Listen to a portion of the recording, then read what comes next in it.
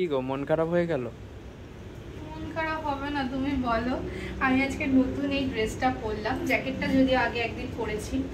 নতুন শু পরলাম, তুমি যেটা আমাকে গিফট করেছো। পুরো একদম ঠিকঠাক করে রেডি হলাম বেরোবো বলে। আর দেখো বাইরে বৃষ্টি পড়ছে। বৃষ্টিটা ওইভাবে হয়তো দেখা যাবে না, এইদিকে তাকালে বোঝা যাবে যে কীভাবে, মানে এতটাই জোরে বৃষ্টি হচ্ছে যে এখন সাইকেল নিয়ে যদি বেরোই পুরো ভিজে যাব।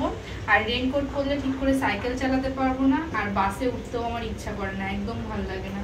তো একটা কাজের জন্যই বেরোচ্ছিলাম, দেখো আমি পুরো রেডি।